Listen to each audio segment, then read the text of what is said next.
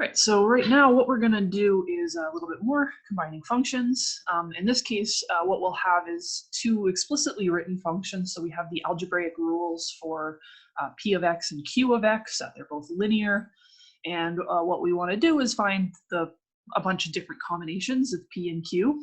This one actually turns out to be the easiest one because we don't have to like play around with like little numbers or points or pictures. We actually just sort of do what you think we should do. So for example, p plus q of x,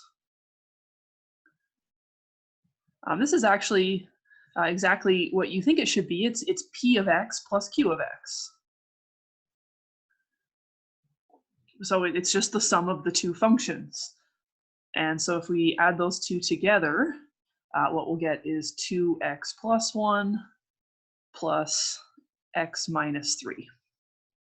And then just actually do the addition. So that'll give us 3x minus 2. And so that's our new function for that one. So notice that if, for example, we were to plug in a particular value, p of, let's say, p plus q of, I don't know, let's say 5, what we would get is 3 times 5 minus 2 is 13. 15 minus 2. And that is actually what we get like for this x value of 5. If I were to plug 5 into p, I get 11. If I were to plug 5 into q, I would get 2. So for that input of 5, we just add the corresponding outputs, but it doesn't change the input of 5. So it's our 11 plus 2 to get 13.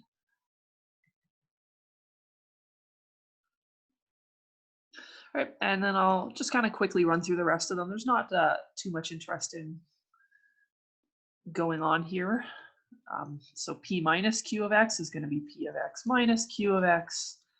2x plus 1 minus x minus 3. So I can distribute that negative through. So I'll actually get minus x plus 3. And that should give us x plus 4. Right. Do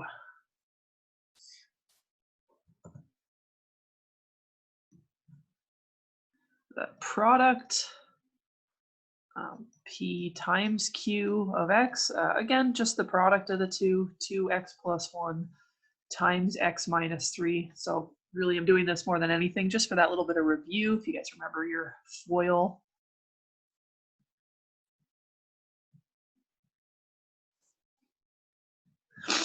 So the firsts will be 2x times x, so 2x squared. My outside's 2x times minus 3, so I gotta fix that. It actually should be minus 6x. Inside's 1 and x, so 1x. And the last's 1 times negative 3, so minus 3. And just add those two middle terms. We'll get this quadratic 2x squared minus 5x and minus 3.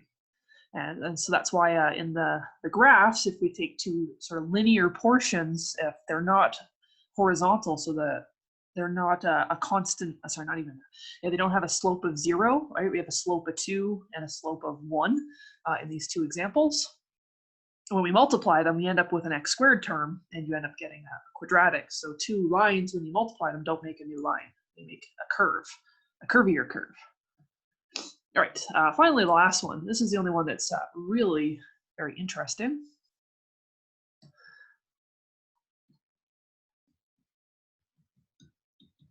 So we'll get p divided by q, so same thing, p of x over q of x. And so that's going to be 2x plus 1 over x minus 3. That's actually our answer. Something definitely worthwhile noting here. If you actually look at the domains, the domain of p of x is all real numbers. You can use that double scripted r. The domain of q of x is all real numbers. If you look at the product here, the domain of this second degree polynomial, the parabola, is still all real numbers. If you add these two things together, it's a new line, or subtract them, it's another line. It still has a domain everywhere. But when we divide, there's actually a little bit of a problem. The domain of P over Q is actually everything but 3. So it's because we're dividing by Q, we have to pay attention that the domain gets this kind of little extra consideration that we might need to omit some values if we try to divide by 0. So that's something worth noting. I'm going to talk about that a little bit more in the lesson on what combinations do to the domain, but that's just a little bit of a feeler for that.